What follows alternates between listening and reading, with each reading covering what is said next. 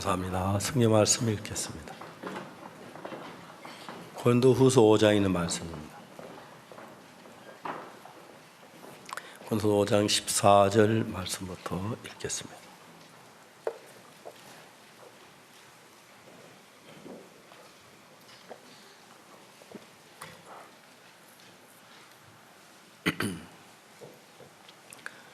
고린도후서 5장 14절입니다. 그리스도의 사랑이 우리를 강권하시는도다.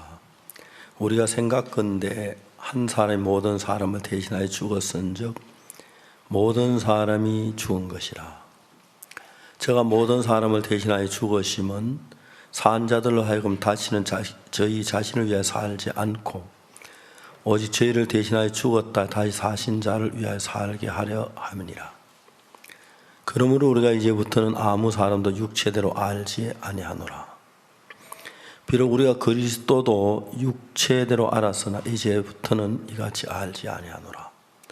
그런즉 누구든지 그리스도 안에 있으면 새로운 피조물이라.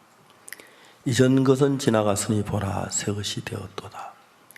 모든 것이 하나님께로 났나니 저가 그리스도로 말미암아 우리를 자기와 화목하게 하시고 또 우리에게 화목하게 하는 직책을 주셨으니 이는 하나님께서 그리스도 안에 계시사 세상을 자기와 화목하게 하시며 저희 죄를 저에게 돌리지 아니하시고 화목하게 하는 말씀을 우리에게 부탁하셨느니라. 그러면 우리가 그리스도를 대신하여 사신이 되어 하나님 우리로 너희를 권면하는 것 같이 그리스도를 대신하여 강구한 너희는 하나님과 화목하라. 하나님이 죄를 알지도 못하신 자로 우리를 대신하여 죄를 삼으신 것은 우리로 하여금 저희 안에서 하나님 의가 되게 하려 하십니다. 거기까지 읽었습니다.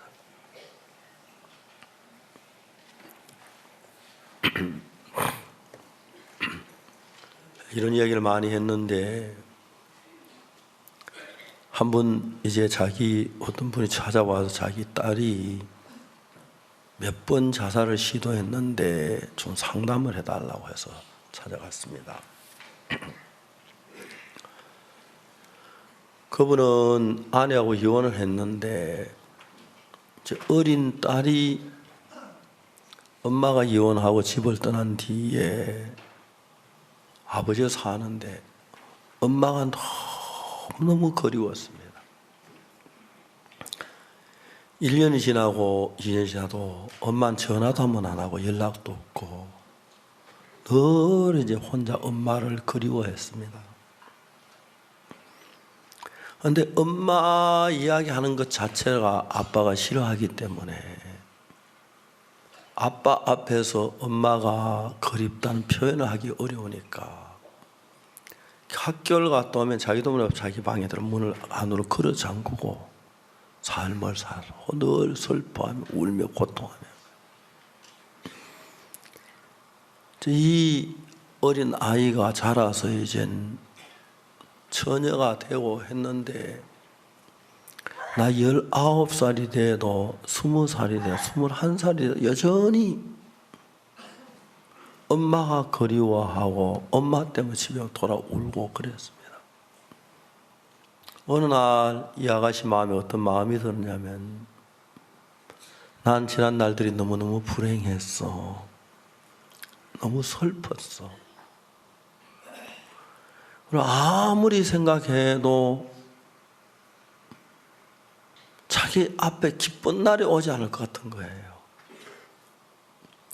이렇게 어둡게 절망 속에 슬프게 살 바에야 내가 살아야 할 의미가 뭐가 아닌 자살을 시도했어요.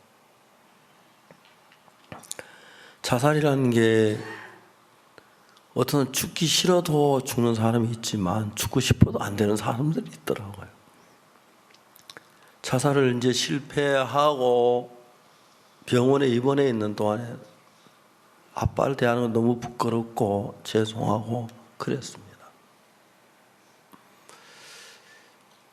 두 번째 자살을 시도했는데 역시 두 번째도 자살이 안 됐어요. 그걸 한 1년, 2년 시간이 흘렀는데 세 번째 자살을 시도했어요. 아버지 한 2년 지나고 1년 한 2년 가까이 지나서 괜찮은 딸이 이제 마음을 잡은 줄 알았는데, 아버지가 회사 출근하고 막 나가자마자 자살을 시도했는데, 아버지가 마침 서류를 잊어버린 게 있어서 돌아와서 또 실패로 끝난 거예요. 이제 세 번째 글이 있으니까 아버지는 어떤 마음이 들냐면, 내가 이 딸을 잃겠구나 그 생각이 들었어요. 아버지가 딸을 24시간 같이 지나지 못하니까 저한테 와서 부탁해서 내가 할 수 없이 집에를 갔어요. 그 딸이 내가 온 걸 보고 자기 방에 문을 걸어 잠가 버렸어요. 아버지가 딸의 방문 앞에 가서 애원을 했어요. 얘야, 목사님 바쁘신 분이야. 아빠의 소원이다. 문을 열어라. 열리지 않던 문이 한 30분 동안 문이 열렸습니다. 그 딸하고 마주 앉았습니다. 너 자살하면 안 돼. 자살하지 마. 그 이야기를 할 수가 없었습니다. 하려고 그 마음 다 모르니까. 저는 제가 성경을 읽으면서 성경 내 속에 내가 한 번도 가져보지 못한 새로운 세계로 나를 인도하고 있는 게 너무 신기했어요. 그렇다고 해서 내가 구름 타고 다니는 것도 아니고, 화 안 내는 것도 짜증 안 하는 것도 아니고, 지금도 우리 사람 다툴 때도 있고 좋을 때도 있고 그래요. 하지만 현저하게 하나 다른 것은, 내가 예수님을 만난 뒤에 내가 한 번도 가져보지 못했던 내 마음이 내 속에 살아나기 시작했고, 한 번도 가져보지 못한 평안이 내 속에 들어온 걸 알았어요. 그 딸에게 자살이라는 얘기는 입 밖에도 내지 않았어요. 그 딸에게 내가 할 말도 별로 없어. 그냥 예수님에 대한 소망, 기쁨을 얘기했어요. 한 1시간 반 정도 이야기를 하다가 제가 일어났어요. 오늘 이만큼 얘기하자. 그렇다 그 다음 무슨 얘기냐면, 근데 내 아내는 전통 한국 요리를 참 잘해. 그건 이제 사실 말이 안 되는 게, 대한민국 주부가 하는 건 전부 다 전통 한국 음식이니까. 내 아내라고 특별히 네가 괜찮으면 내일 우리 집에 점심 먹으러 한번 와, 아빠랑. 내가 요리 한번, 내 아내 음식 솜씨 한번 자랑할게. 그 아가씨가 그 이튿날 아빠하고 우리 집에 가 조그마한 선물을 사가지고,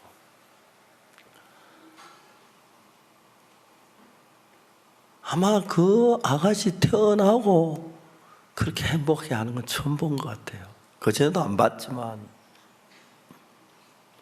특히 한국 음식 요리에 굉장히 관심이 가진 거예요. 사모님, 이 음식 너무 좋아요. 맛있어요. 이 음식 만들고 싶어요. 어떻게 만들까 가르쳐 주세요. 그날 좀 바쁜 일에서 전 먼저 자리에 일어섰는데, 그 아가씨 우리 아내하고 저녁 때까지 놀다 행복하게 갔어요.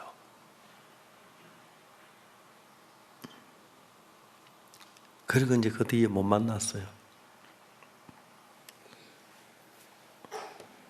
한 6개월쯤 지난 뒤에 아빠가 날 찾아왔어요. 목사님, 한국은 나의 제2의 고향입니다. 본국에서 명령에 내려서 제가 대만으로 이전을 해야 합니다. 한평생 한국을 잊을 수 없을 것 같습니다. 그때 이제 전화 벨을 막 버튼을 눌러더니 그냥 저한테 전화 돌려줬어. 여보세요. 그 딸이었어요. 너 지금 어디 있니? 예, 가나다에 있어요. 그래. 거기서 뭘 해? 요리 공부를 하고 있거든요. 올 때 목사님 못 뵙고 죄송해요. 그래?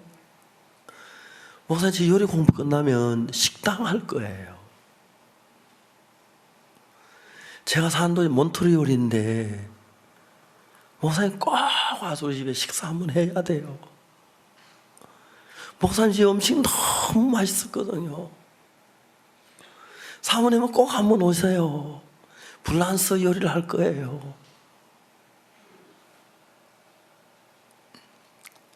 그 전화를 끊었습니다. 그 아가씨 가운데 죽고 싶은 마음 다 사라졌고 소망을 가지고 있는 게 너무 기뻤습니다. 저는 제가 이렇게 주일 낮에 딱 서면 여러분 얼굴을 보면 왜 여러분들 목사 안 하는지 그게 이해가 안 가요.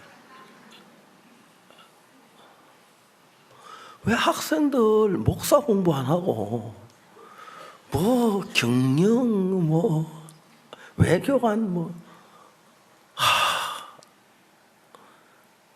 목사는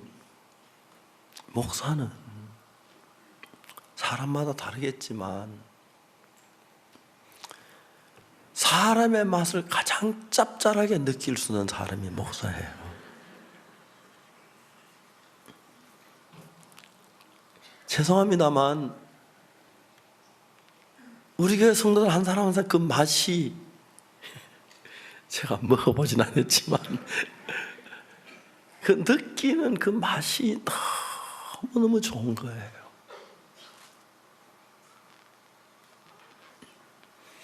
한번 제 딸이 학교 화학 실험실에서 염산을 뒤집었었어요.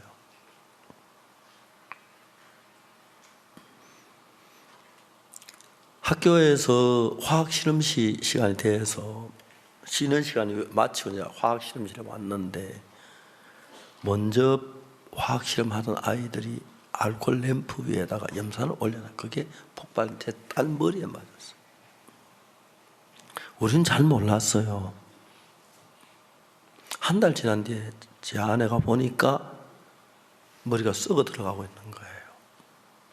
급히 대학병원 수술을 했어요.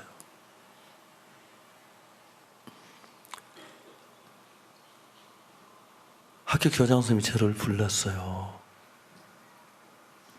학교 치료비를 다 대주겠다고 그랬어요. 저는 거절했어요.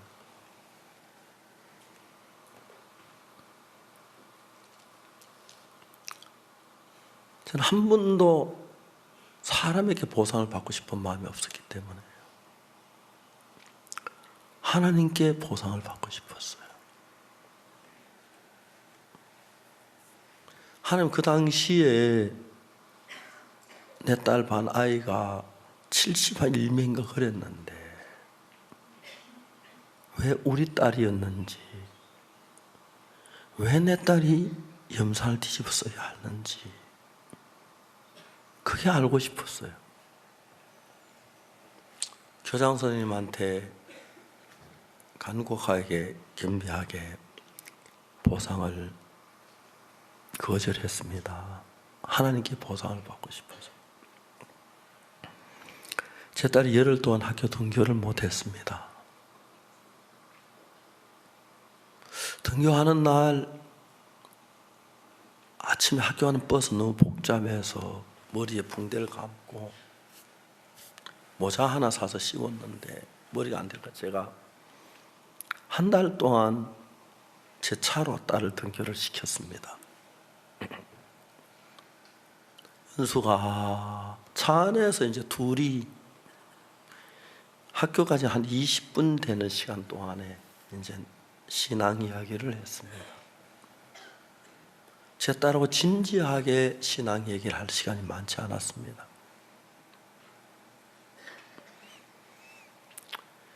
어느 날 신앙을 점검해 가다 보니까 제 딸이 구원에 대해서 알긴 알지만 구원에 대한 믿음이 만들어지지 않은 사실을 발견했습니다. 하는 학교 앞에다가 차를 세워놓고 한참 설명을 하고 했습니다. 저는 제 딸이 머리 염산을 뒤집어 쓴 것은 그 구원이 정말 이루어지기 위하여 한 것이라고 생각을 했습니다. 얼마 지난 제 딸이 확실하게 죄사함을 받았습니다. 그리고 오늘 읽은 고린도후서 5장 17절에 누구든지 그리스도 안에 있으면 새로운 피조물이라 이전 것은 지나가신 보라 새 것이 되었다. 제 딸이 모든 면에 옛날의 딸에게서 볼 수 없는 새로운 제 딸의 모양을 볼 수가 있었습니다.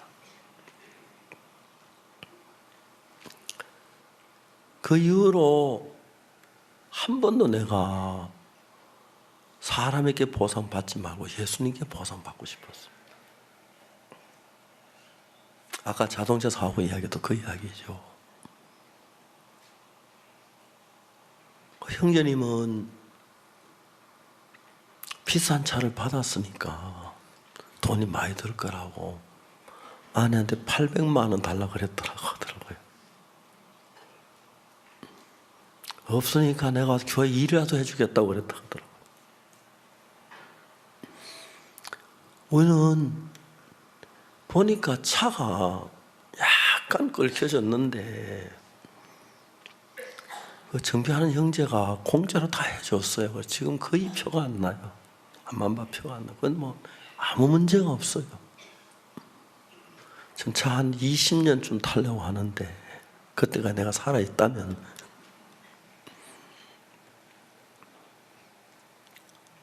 나중에 지난 뒤에 그 형제님이 구원받은 이야기를 듣고 너무 감사했어요. 돈으로 어떻게 그걸 계산할 수가 있겠습니까? 제 딸이 그날부터 학교 다니면서 소풍 한 번도 안 갔어요. 소풍 가면 여학생 다 술 마신대요. 그리고 밤에 잠을 안 잔대요. 소풍 가면 춤추고 놀고 낮에는 뭐 관광 다 안 하고 버스 안에 잠만 잔대요. 학교에서 우리 딸이 변하는 걸 봤어요. 한 번도 변하라고 얘기하지 않았지만 그런즉 그게 가장 중요한 건 딸이든지 아들이든지 무슨 일이 누구든지라는 그 말이 너무 좋았고 그리고 그리스도 안에 있으면 새로운 피조물이라는 그 말이 너무 귀한 거예요.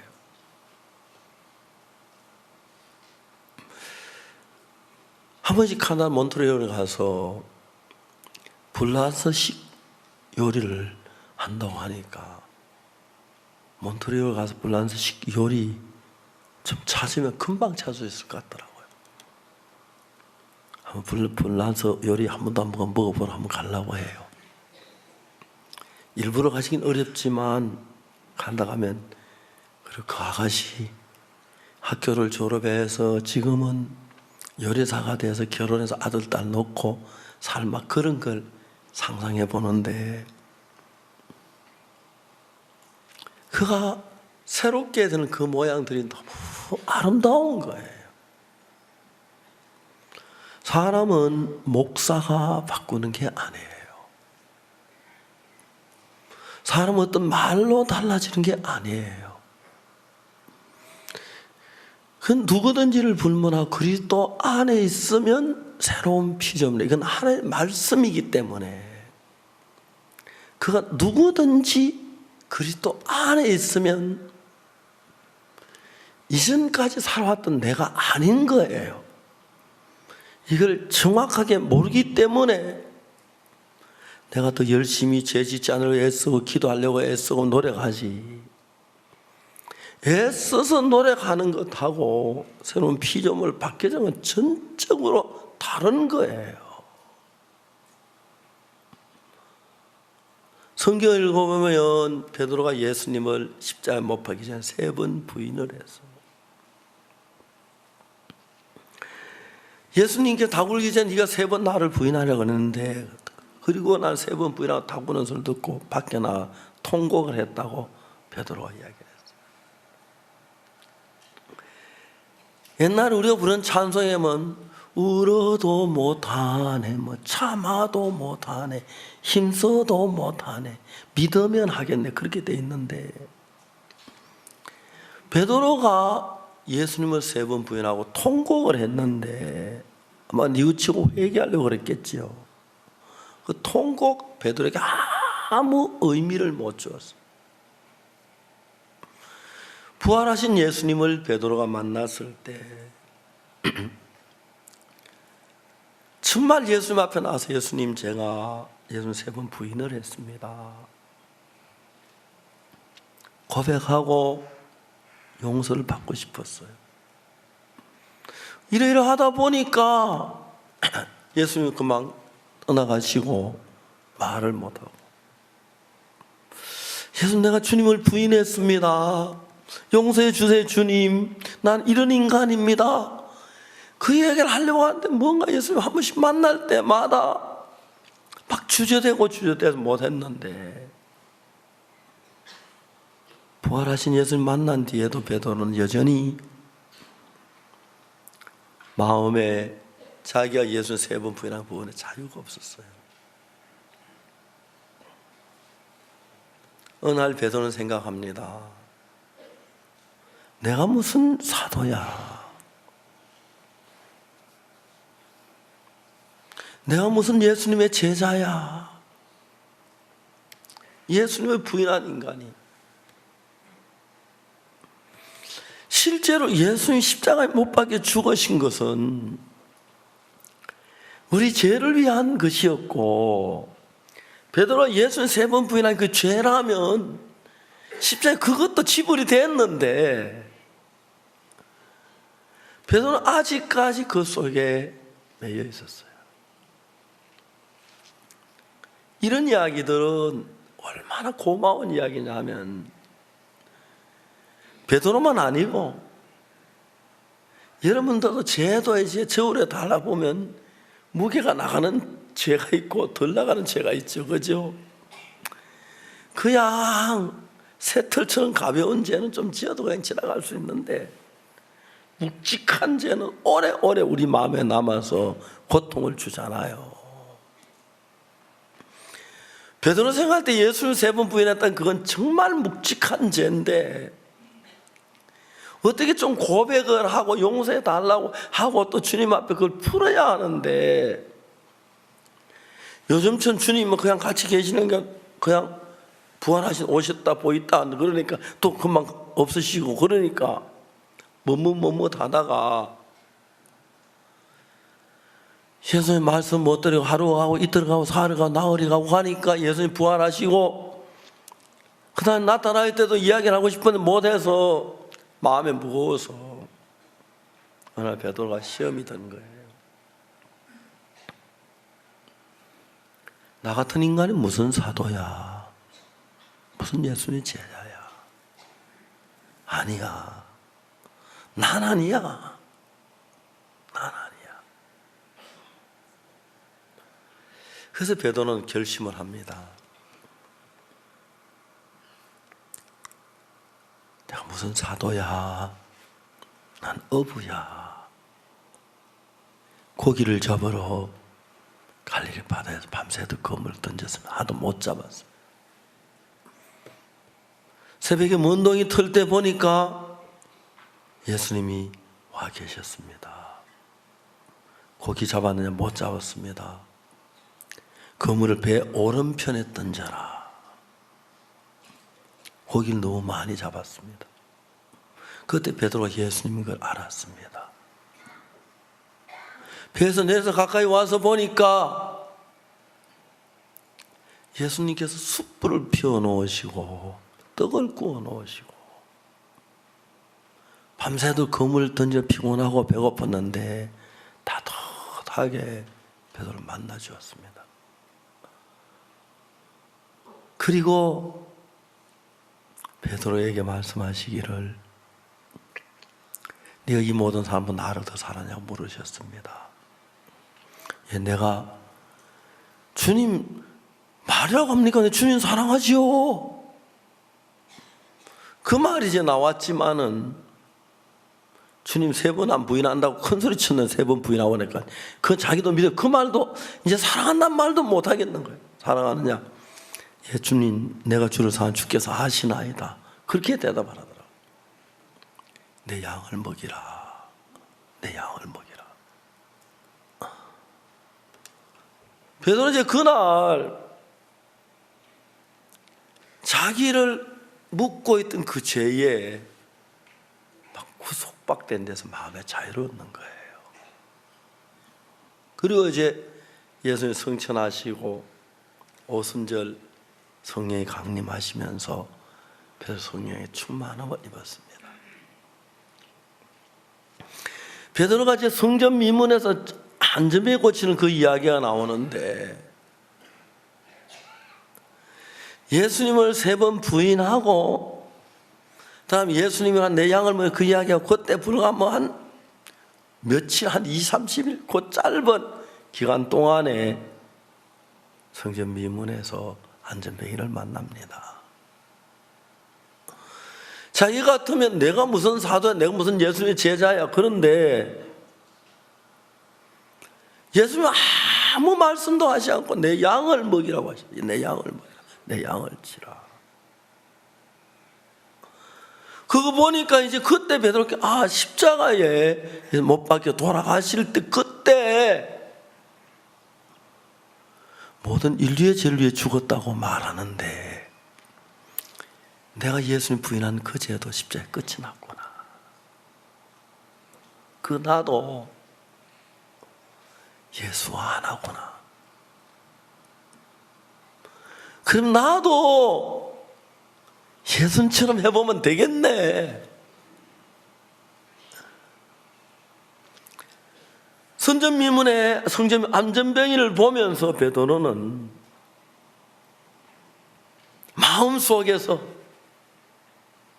예수님이 이제 성천하셨으니까 예수님이 일을 우리가 해야 해. 우리에게 예수 같이 하셔서 그러면 나도 예수와 같이 예수님 하신 대로 하면 나도 예수와 같이 하겠네. 그 마음이 들은 거예요. 안재미는 우리를 보라 그랬어요. 안재미 그냥 동전 던져주면 뭐 보라 그래? 숲 펴주려고 그러나? 쳐다봤어요.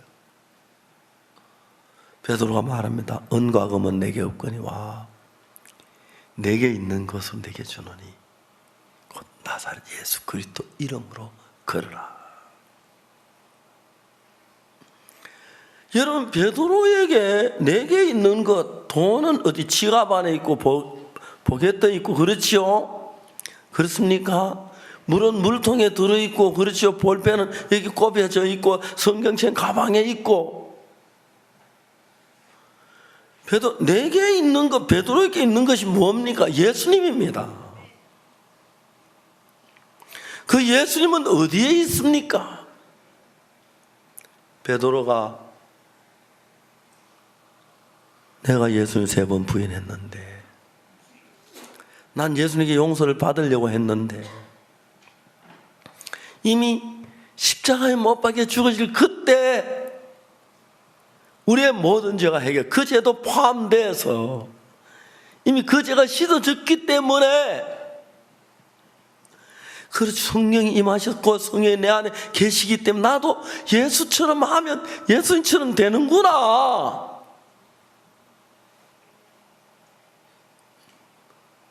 우리를 봐. 안전히 쳐다봤습니다. 베드로가 이야기를 합니다. 은과 금은 내게 없거니와 내게 있는 것으로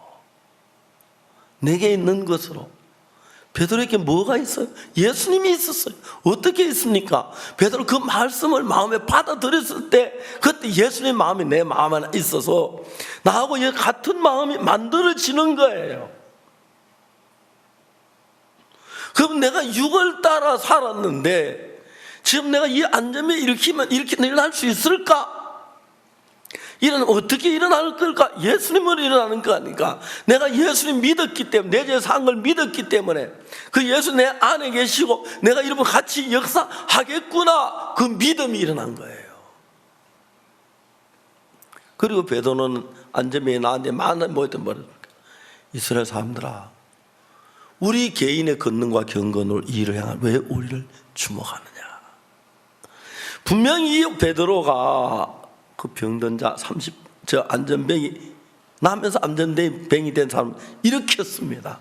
그런데 베드로 예수님의 이름으로, 그러니까 예수님이 십자가에 못 박히실 때 우리의 모든 죄를 해결해 주셨고, 그 다음에 이제 성천하실 때에 이젠 전에 예수님을 통해 일하던 그 모든 일들이 우리를 통해서 일할 수 있도록 하기 위하여 성천할 때 주님이 이 세상을 가지고 쓰시던 하나님의 능력이나 지혜나 성령이나 권능이나 거룩함을 싸가지고 올라가지 않은 다 우리에게 주고 가셔서 우리도 예수와 같이 변화하게 됐다는 사실을 성경은 이야기하는 거예요.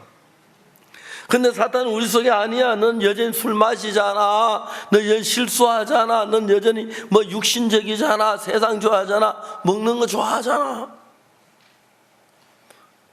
형제자매들이 목사님 전 너무 육신적이에요. 왜? 저 먹는 거 너무 좋아해요.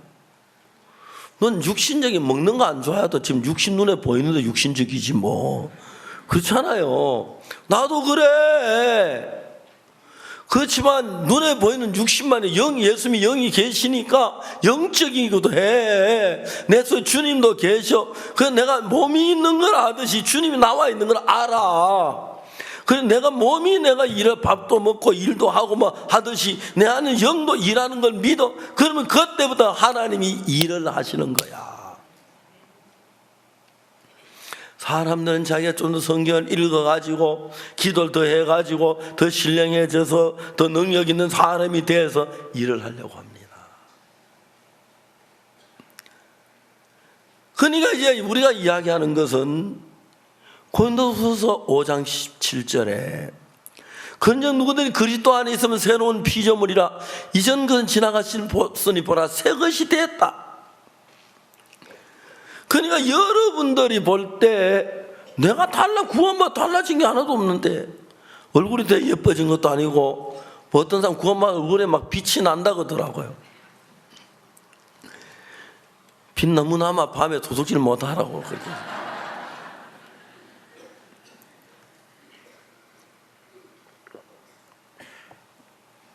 성경은 고린도후서 5장은 이야기를 너무 자세하게 이야기를 했어요. 14절에 한번 봅시다. 그리스도의 사랑이 우리를 강권하시는도다. 우리가 생각하는 한 사람이 모든 사람 대신하여 죽었은즉 모든 사람이 죽은 것이라. 예수님이 죽으실 때 예수님은 죄를 하나도 범치 않으셨기 때문에 죽으셔서는 안 되시는 분이 예수님이십니다. 그분은 죽을 수 없는 분이었어요. 죽을 수 없는 분이 왜 죽었느냐 하면 우리의 이름으로, 우리의 죄 때문에 우리의 이름으로 죽으신 거예요. 옛날에 두 형제가 있었는데 부모님이 일찍 세상을 떠나셨어요. 형이 동생을 키우는데 동생이 너무 빗나가 형과 싸우고 집을 나가버렸어요. 나중에 오랜 세월이 지난 뒤에 형은 판사가 돼가지고 죄수들을 재판하는데 어느 날 죄수 이름이 딱 왔는데 보니까 자기 돈을 갖다가 자세히 자기 동생인 거예요. 형이 너무 놀랐어요. 동생의 제명을 보니까 살인하고 해서 사형을 받아야 하는 거예요. 재판이 계속 형은 울고 울었어요. 어느 날 마음의 결정을 해요. 동생을 사형을 언도해요. 그리고 어느 날 밤에 동생이 있는 교도소의 감방에 찾아가는 거예요. 그리고 동생 옷을 벗기고 자기 옷을 입고 자기가 제수 옷을 입고 교도소에 들어가 있고 동생은 빨리 나가서 이렇게 하라고 시켰어요. 동생은 아무 말도 못하고 형이 시키는 그대로 밖으로 나왔어요. 그럼 며칠 뒤에 사형이 집행되는데 교도관들은 형하고 동생이 너무 닮았고 그러니까 동생인 줄 알고 사형 집행장에 세웠고 형이 동생이라고 말했고 해서 사형을 당했어요. 그냥 동생이 죽어야 할 대신에 형이 동생 이름으로 죽었는데 세상 보면 이제 동생은 사형을 당한 거예요. 형이 죽었지만 법적으로 동생이. 그 뒤에 동생이 사실을 형이 된 죽은 걸 알고 막 법정에 이야기하는데 우리는 너 그런 거 잘 안 들린다. 그냥 그 동생 이름으로 죄를 보여 사형 집행했다. 끝이다. 넌 이제 형 이름으로 살아라. 그런 이야기가 우리 이야기 좀 설명이 이해가 될는지 모르겠지만 예수님은 우리 죄를 지시고 우리 이름으로 죽었기 때문에 십자가에 못 박힌 예수님이 우리가 죽었다고 성경은 이야기하고 있어요. 그런데 우리는 예수님의 이름으로 살 수밖에 없도록 만들어진 거예요. 그래서 여러분들 마음에 내가 지금 가지고 있던 악한 마음, 더러운 마음, 음란된 마음, 거짓된 이런 모든 마음 이것이 있고 또 하나의 날 위해 십자가에 못 박힌 예수님의 마음이 있는 거예요. 어느 날 우리가 성경을 읽으면서 그 예수님께서 우리 죄의 형벌을 대신 벌받고 돌아가셨기 때문에 십자가에 내 죄가 끝이 났다. 그래서 내가 하나를 죽었어. 나는 그때 십자가에서 실제로는 형이 죽었지만 법적으로는 동생이 죽은 걸로 돼 있듯이 실제로는 예수님이 하나님 법 안에서는 우리가 죄의 싹수로 십자가에 못 박혀 죽었기 때문에 우리는 의롭다는 거지요. 거룩하다는 거지요.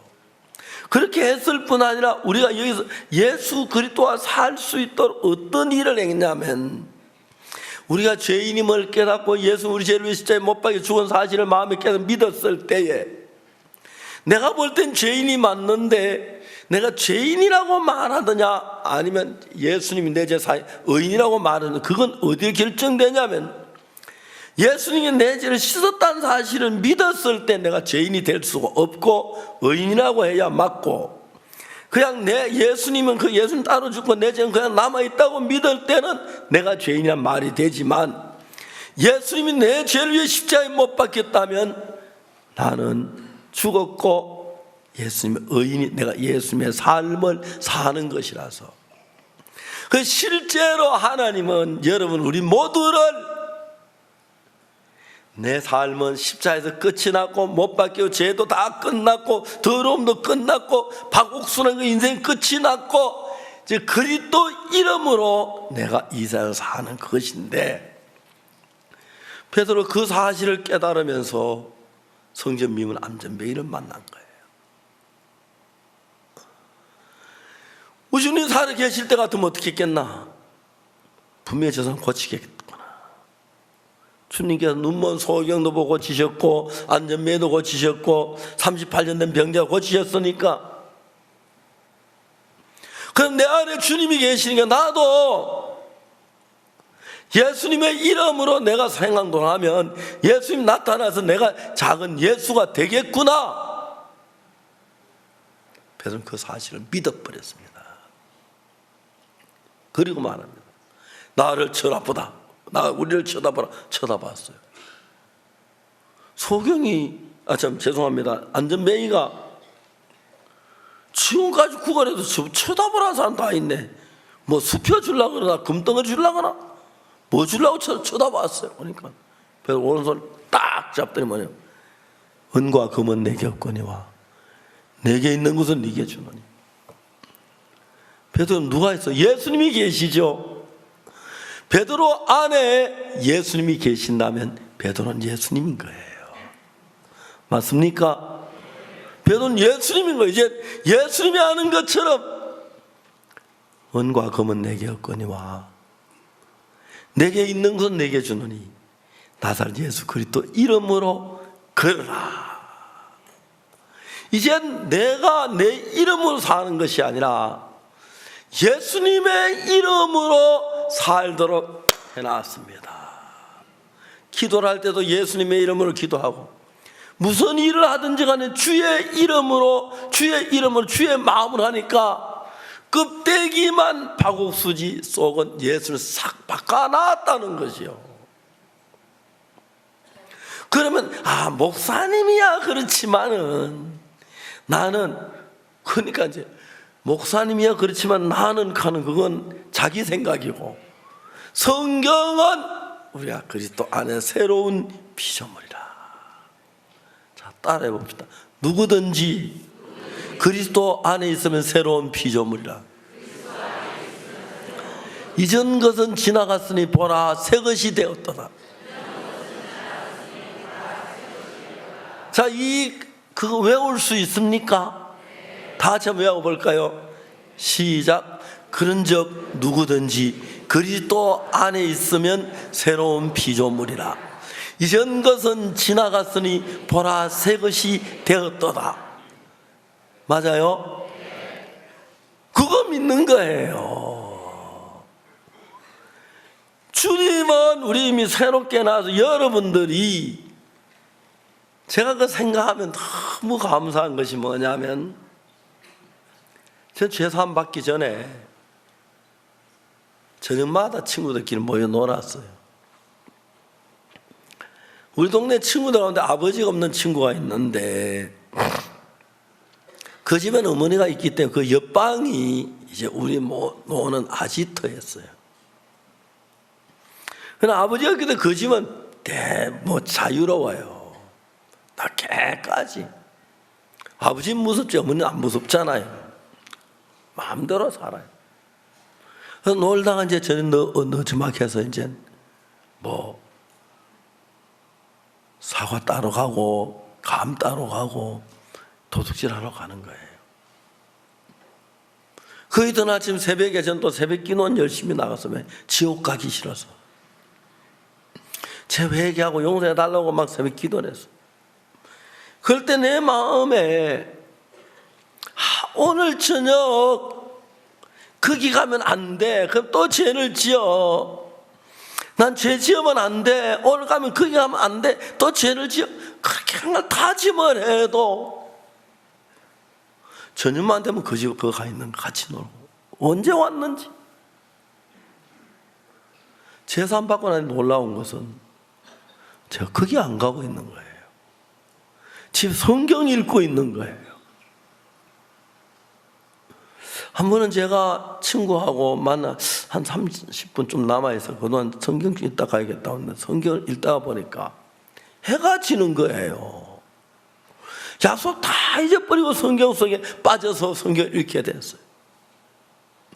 내가 한 번도 달라지거나 변해지려고 해본 적이 없습니다. 저는 내가 죄인으로 믿어 내 속에 죄가 가득 찼었고, 예수님 내 죄를 사한 걸 믿는 순간 내 안에 예수님이 계시니까, 예수님 내 죄를 사하고 내 안에 계시는 그걸 믿는 그때부터 놀랍게 내가 달라지는 거예요. 기도하면 하나님 응답해 주시고, 나도 기도하면 병자들이 낫고, 그러니까 베드로는 그 전까지 자기가 13번 부인한 것 때문에 막 내가 무슨 사도야 그런 생각이 가득 차서, 아니 난 어부야, 이제 뭐 사도 쓸 때 난 고기 잡으러 갈래, 갈릴리 바다에 고기 잡으러 갔어요, 베드로가. 그런데 그날 예수님이 오셔서 갈릴리 바닷가에서 베드로를 만나고, 네가 이 모든 사람은 나를 더 사랑하느냐? 예, 주께서 나시나이다. 새우 내 양을 먹이라, 내 양을 치라. 주님, 내가 나 같으니까 주님의 양떼를 먹이라고 부탁하십니까?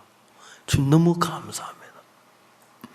그때 베드로는 예수님 만나면서, 예수님 성천하시기 전에 베드로를 만나서 베드로 자기 잘못 속에서 죄 속에 13번 부인한 것 때문에 가치를 받는 거기서 이미 십자가에 못 박혀 돌아가셨을 때 베드로 그 죄도 이미 해결된 거, 거기서 자유를 주신 거예요. 이젠 베드로가 자기 죄에 얽매이고 자기 행위에 매고 자기 연약함에 매이고 자기 부족함에 매인 게 아니라 예수 그리스도와 하나 된 사람이 된 거예요. 나는 전에 난 주님 3번 부인하고 나는 그래, 그러나 내 안에 있는 예수님은 이 소경 고칠 수 있고 이 안전병 일으킬 수 있고 이 병자 고칠 수가 있어. 그것 믿은 것밖에 없어요. 우리를 보라. 병자 찾아서 쳐다봤어요. 은과 금은 내게 없고 내게 있는 건 내게 주노니 곧 나사렛 예수 그리스도 이름으로 걸어라. 일으켰어요. 그리고 막 이 병자 이리 뛰고 저리 뛰고 막 기뻐, 정신 미친 것이 뛰겠죠. 사람들이 막 보내, 저 사람 왜 저러지, 왜 성령은 뛰어, 저러면 안 되는데 보니까 막 성전문 구간은 그 안전벨, 그 안전벨 어떻게 나왔지 근데 베드로 막쭉 그 뭡니까 안전벨이 나왔던 사람이 막 베드로를 딱 잡으니까 사람들이 다 베드로를 쳐다봐. 베드로 이야기입니다. 이스라엘 사람들아, 우리 개인의 경건과 건너으로 이 사람 낫게 한 것은 왜 우리를 주목하느냐? 그러면서 자기 속에 일어났던 얘기를 합니다. 너희가 나무에 달아 십자가에 못 박혀 준 그 예수가 이 사람 온전케 했다. 우리가 어떤 베드로가 했는데, 그죠? 예수님이 했다. 이제 베드로는 껍데기가 베드로시, 속은 베드로가 아니면 예수님이죠. 제가 처음에 현대자동차를 탔는데 우리 교회 현대자동차 애프터 서비스 하는 사람이 있어요. 그러면 지금은 이제 그 선교학교 돌아와가지고 호주의 선교사로 일하는 양훈기 목사인데, 한 번씩 내 차를 몰고 가서 차를 전부 수리하고 다 갈아가지고 왔어요.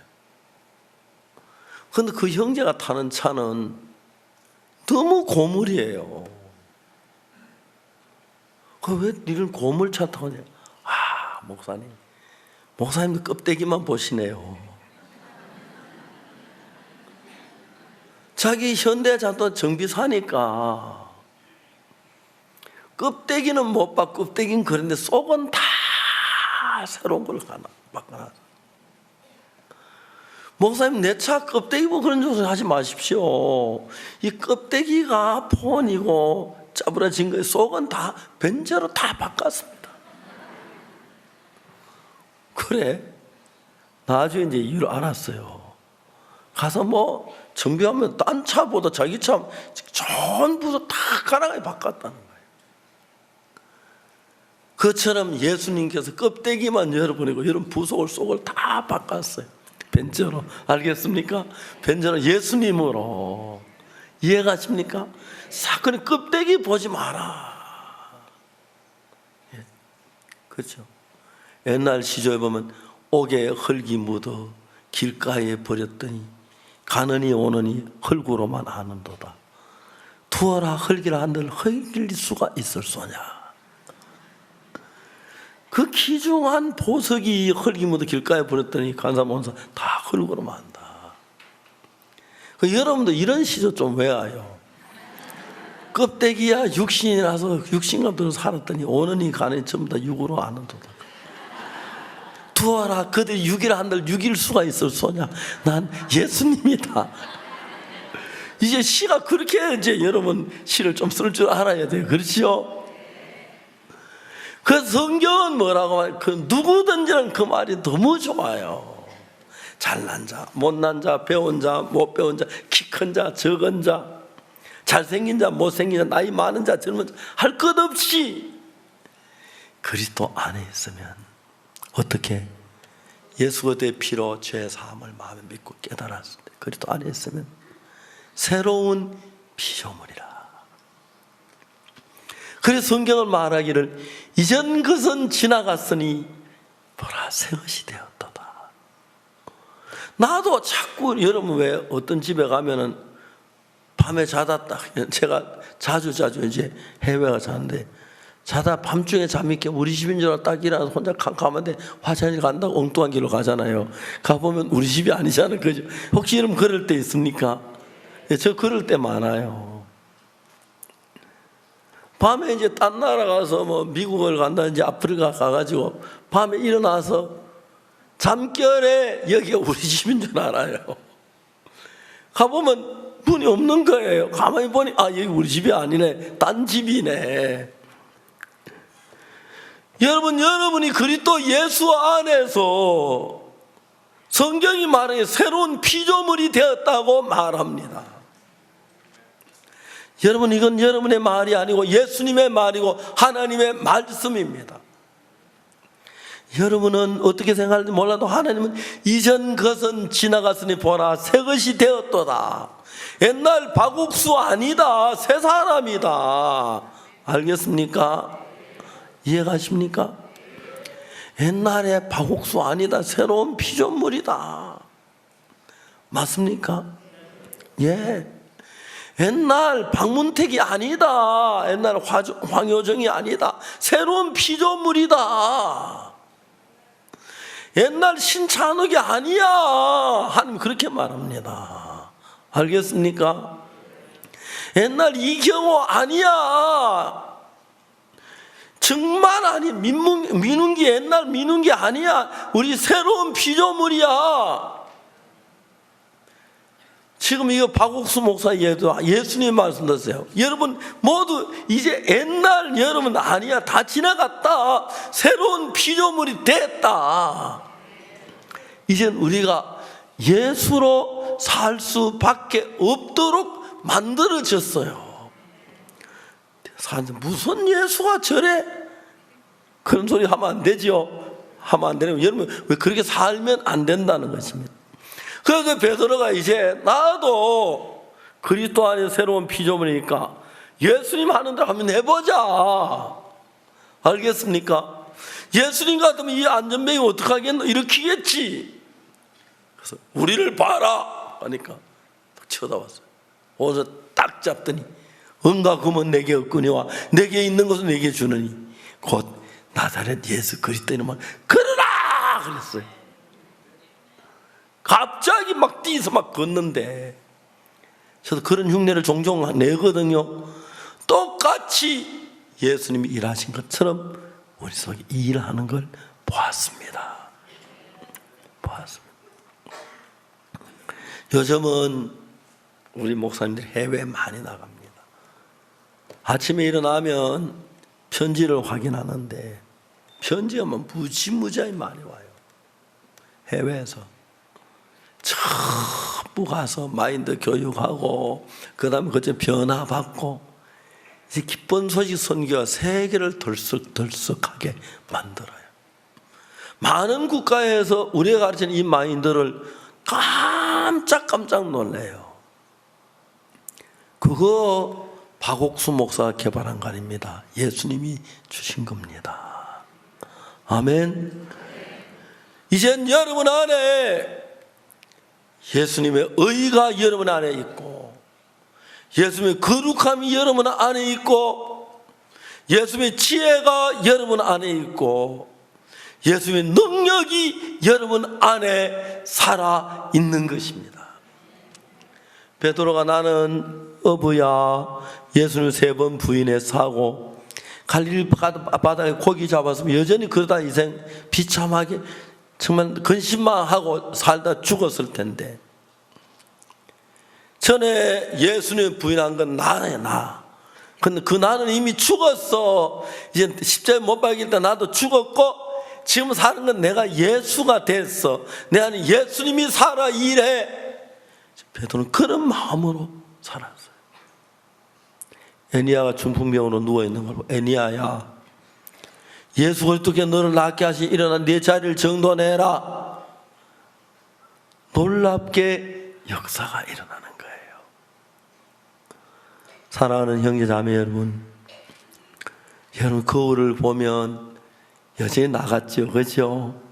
그렇죠? 나예요. 내 성경은 이렇게 말합니다. 내가 그리스도와 함께 십자가에 못 박혔나니 근데 이제 내가 산 건 내 안에 그리스도께서 하신 거예요. 몸은 똑같은 여러분인데 그 안에 주인이 저는 육에 속한 나였는데 내가 예수님을 믿는 그 순간 예수님으로 우리는 바뀌어졌습니다. 그래서 우린 모두 새로운 피조물입니다. 우리 모두가. 근데 그걸 깨닫지 못하고 아직 옛날 구식 난 줄 알고 싸우고 찢고 뽑고 막 그러지요, 그죠? 다툼하고 그렇지요. 자, 이제 우리가 새 마음을 가집시다. 성경이 뭐라고 하냐면 고린도후서 5장 14절 다시 읽어보겠습니다. 그리스도의 사랑이 우리를 강건하시는도다. 우리가 생각건대 한 사람이 모든 사람을 대신하여 죽었은지 모든 사람이 죽은 것이라. 자, 15절 읽어봅시다. 저가 모든 사람을 대신하여 죽으심은 산 자들로 하여금 다시는 저희 자신을 위하여 살지 않고 오직 저희를 위하여 대신하여 십자가를 죽었다가 다시 사신 자를 위하여 살게 하려 함이니라. 자, 이제 여러분, 제가 모든 사람 대신하여 죽으심은 산 자들로 하여금 다시는 저희 자신을 위해 살지 않고 오직 죄를 대신하여 죽었다가 다시 사신 자를 위하여 살게 하려 하심이니라. 16절 봅시다. 그러므로 우리가 이제부터는 아무 사람도 육체대로 알지 아니하노니 비록 우리가 그리스도도 육체대로 알았으나 이제부터 이같이 알지 아니하노라. 그리고 17절 다 같이 읽겠습니다. 시작. 그런즉 누구든지 그리스도 안에 있으면 새로운 피조물이라. 이전 것은 지나갔으니 보라 새 것이 되었더라. 근데 여러분 속에 지금 사탄은 계속해서 이야기하잖아요. 넌 아직까지 안 변했어. 그렇게 하지, 그죠? 근데 성경은 이전 건 지나가서 보라 새 것이 되었다 이게. 성경 너 달라졌어. 너 달라졌어. 너 달라졌어. 심홍섭 형제가 원주에 있을 때 정영환 목사님인데 늘 시험 들고 그랬다 하더라고. 그냥 분당에 박영주 목사님인데 너무 달라진 거예요. 그러니까 원주에 정영만 목사님이 있을 때 정영만 목사님 시험이 됐어요. 저 형제가 나하고 있을 때 늘 육신적이고 막 그랬는데 박영주 목사한테 와서 어떻게 저렇게 변한 막 숙제가 된 거예요.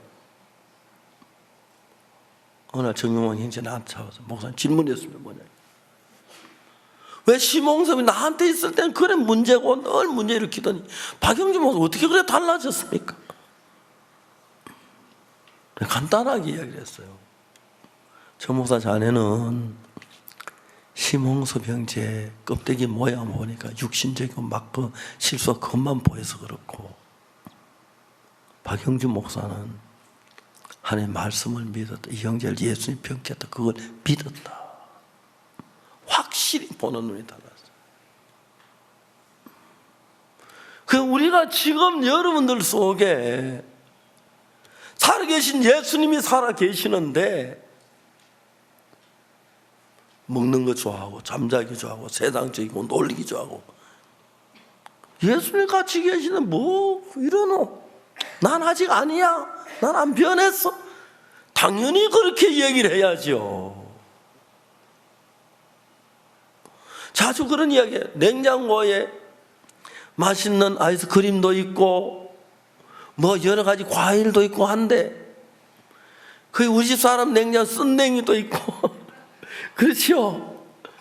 그러면 냉장고에 끄집어내면 다 맛있는 것만 아니라 쓰기도 하고 달기도 한데, 쓴냉이 끄집어내서 먹으면 써야 하고 아이스크림 꺼내면 달아야 하고 당연하지. 그런데 우리는 육체 있다, 육체 있지만 예수의 말씀을 믿었다. 십자가의 피가 내 죄를 사한 것을 믿었다. 이건 내 구주인 걸 믿었다. 그 믿을 때 내 안에 예수님이 계신다. 내가 껍데기만 박옥수지, 그 형제 목사님 이 껍데기만 포니 썩은 벤처로 다 바꿨습니다. 그랬더니 뭐 누가 하면 차 이런 차 없습니다. 좋은 부소로 다 바꿨다. 그래, 그 양운기 형제도 껍데기 고물에다 좋은 부속 넣을 줄 아는데 예수님은 얼마나 더 잘 만들겠냐. 우리 껍데기에다 좋은 부속 다 어셈블리를 막 하늘나라는 부속, 제일 좋은 거, 제일 좋은 영, 제일 좋은 마음, 예수 그리스도를 가득 채워놨으니까 이제 그 새로운 비전, 이전은 지나갔다 새 것이 됐다. 이거를 믿는 사람은 믿음대로 되는 것입니다.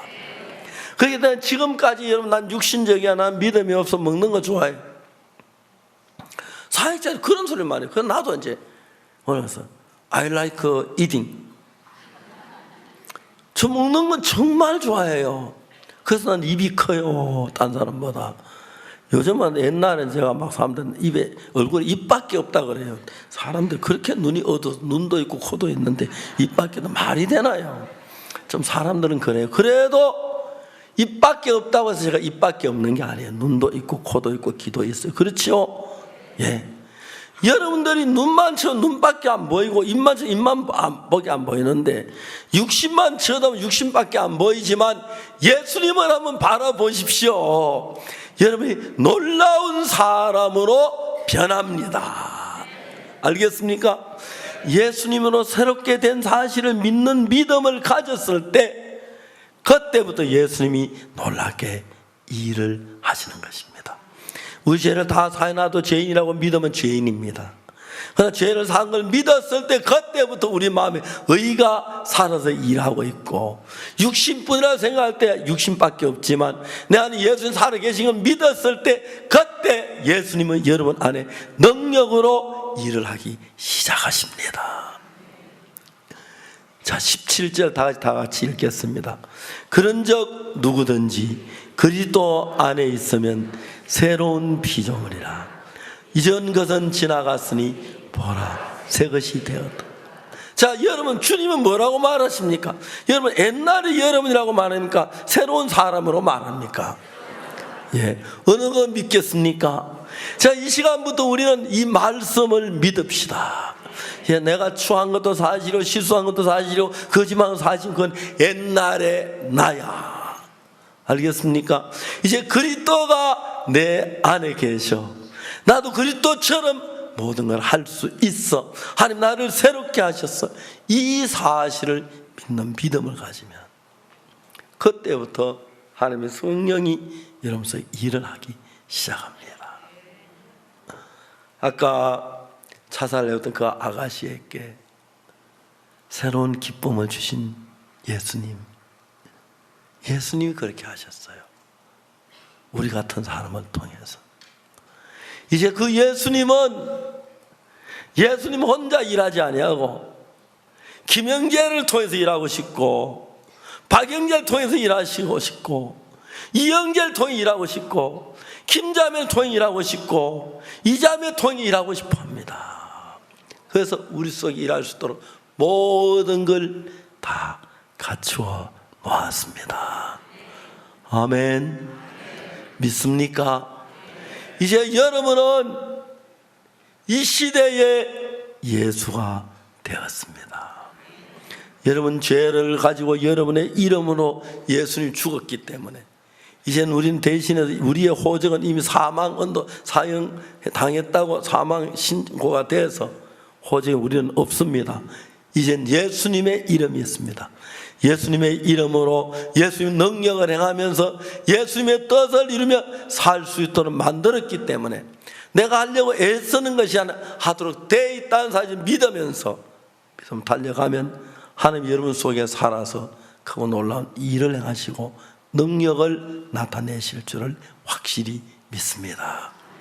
다 같이 아멘 한번 합시다. 아멘. 믿습니까? 예. 하나님 일하실 줄 믿습니다. 이 시간 다 같이 저희 고개 숙이시고 잠시 동안 우리 속에 이런 귀한 은혜를 준 주님을 감사하고 주님의 이름으로 주님으로 살 수 있도록 이끌어 주길 바라는 기도하는 시간이 되겠습니다. 다 같이 개인적으로 기도하시겠습니다.